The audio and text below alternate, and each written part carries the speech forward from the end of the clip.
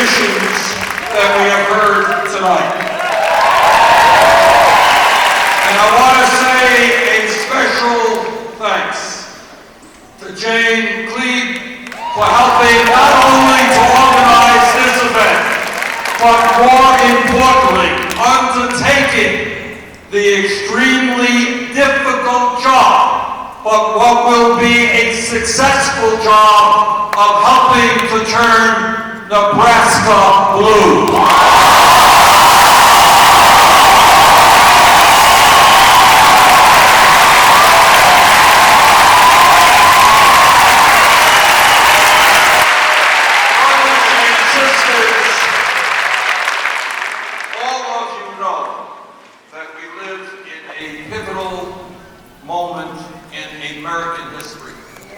You know that this country faces enormous problems. They are economic problems, they're social problems, they're racial problems, they're political problems, they are environmental problems.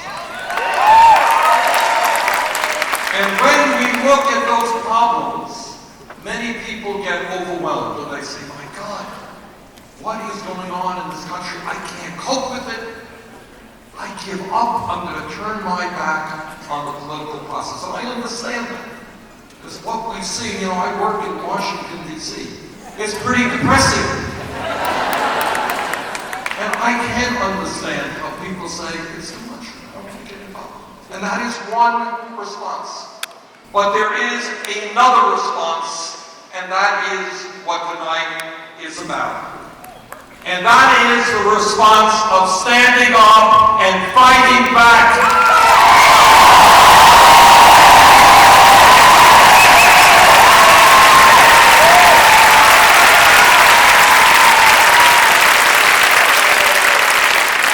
That is the response of taking on powerful special interests and demanding and fighting for a government and an economy that represents all of us, not just the 1%.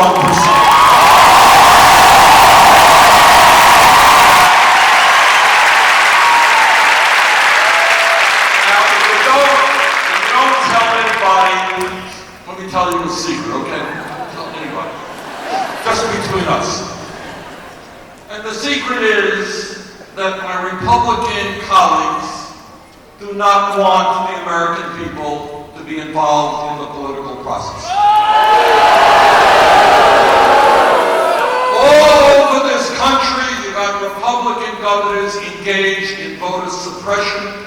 All over this country, you have governors and legislatures making it as hard as possible for poor people or people of color, older people, young people, to participate, because what they believe is that an election should be about very few people coming out and participating and big money buying the election. That's their view of democracy. Well, our view of democracy is just the opposite. Our view of democracy is to have as large a voter turnout in Omaha,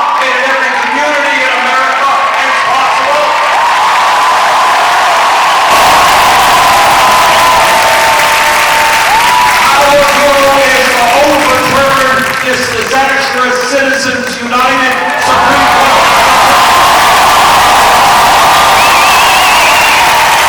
And our view is to create a democracy in which is one person, one vote, not billionaires like the Koch brothers buying elections.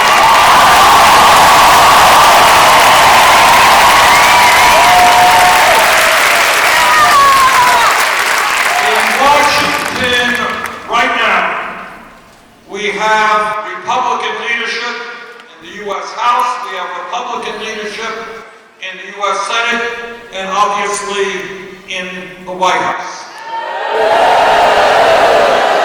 And every single day, through word and through action, the Republican leadership is telling us that they are there for the billionaire class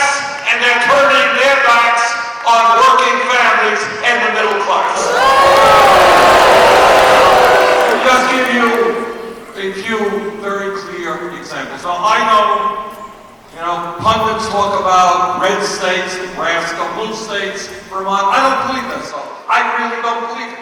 I do not believe that in Nebraska or Oklahoma or any state in this country that the majority of the people support the Trump-Ryan health care proposal. A proposal which would throw 24 million people off of health insurance. Our job is to make sure that everyone in America has health care as a right.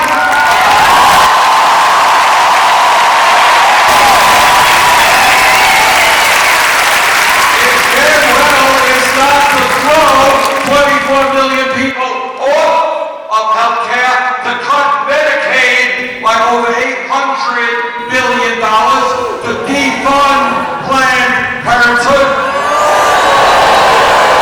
and to significantly raise the health care premiums of older workers.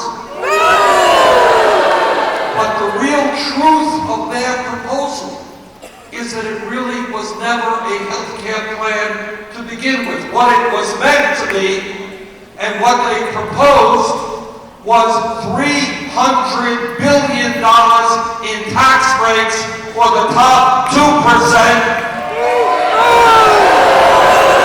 and hundreds of billions more in tax breaks for the drug companies and the insurance companies. Don't tell me that in Nebraska or any other state in this country, people believe that what we need right now are huge tax breaks for billionaires and cuts in health care programs for working families.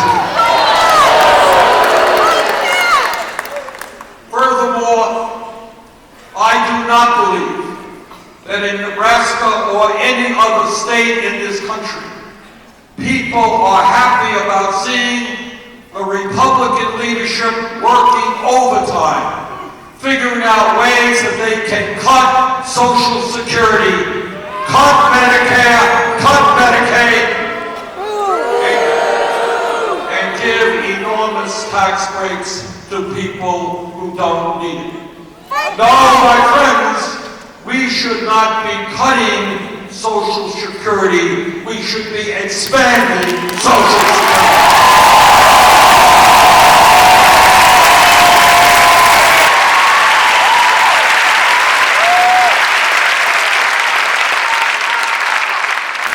I do not believe that the people in Nebraska, Vermont, or in any other state thinks that it makes sense that at a time when we spend more on defense than the next 12 nations, that we should be spending in the next 2 years another $80 billion on defense at the same time as Trump is proposing major cuts in after-school programs,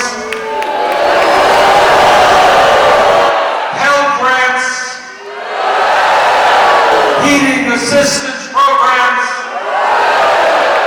and the WIC program, which provides nutrition for low-income moms and their babies.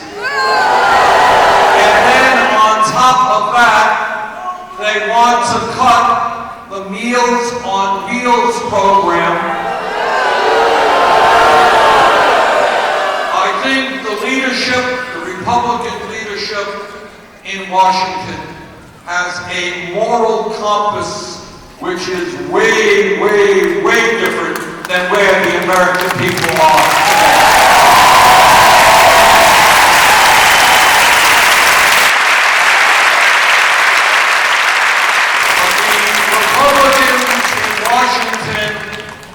Are able to propose these absurd ideas because they have the power and they have the votes.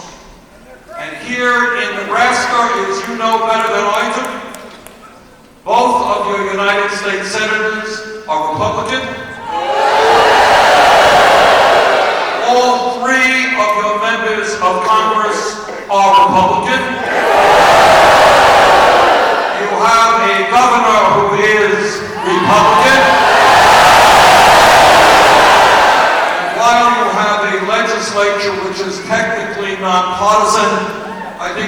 know that if they declared their allegiance, they would be Republican as well. And then here in Omaha, the largest city in your state, you also have a Republican mayor. Oh, and I forgot to mention that Donald Trump won the state by 25 points. Well, maybe, just maybe, it's time to change one-party rule in Nebraska.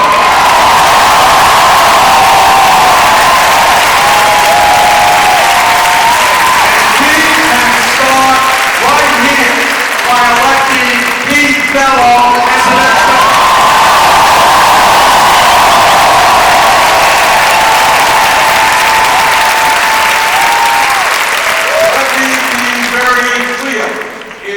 Not just Nebraska, which is a one-party state, and it is not just in Nebraska where Republicans have dominant political control.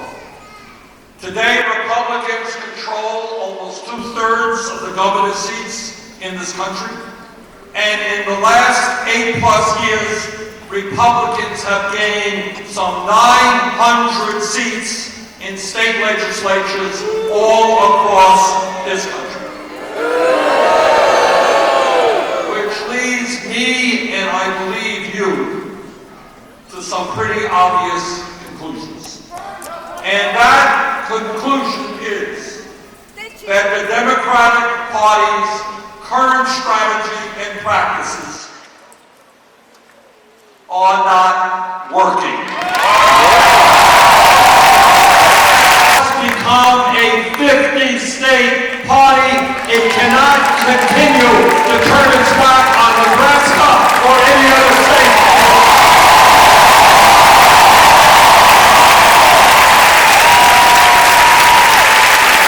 The Democratic Party will not regain control of the House and the Senate unless we stand up for working people in 50 states, not just the West Coast and the East Coast.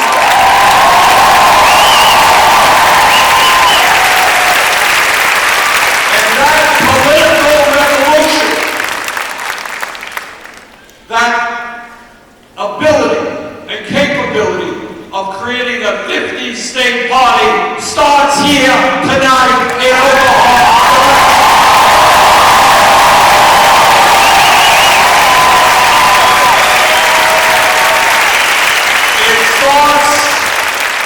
By creating a local movement, a state movement, a national movement, which is grassroots, which functions from the bottom on up.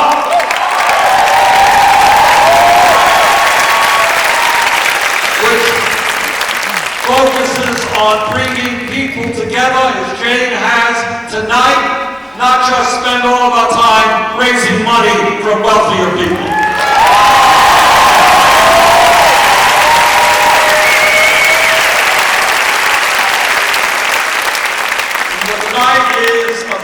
Is a demonstration of where the Democratic Party should be going. Because here is another secret. Again, don't tell anybody.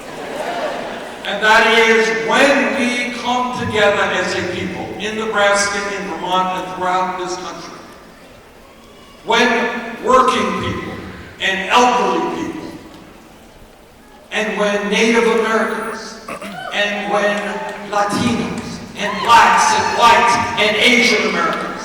When we come together, whether we are gay or straight, male or women, when we come together, there is nothing that can stop us from transforming.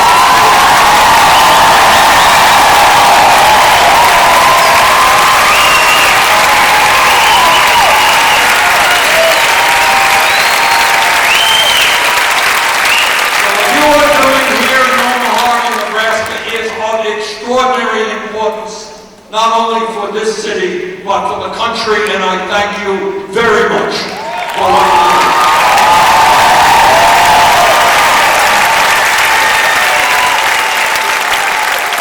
Now, our job is to involve people in in the political process in a way that we have not seen for a very long time, because we are living in an unprecedented moment which requires unprecedented action.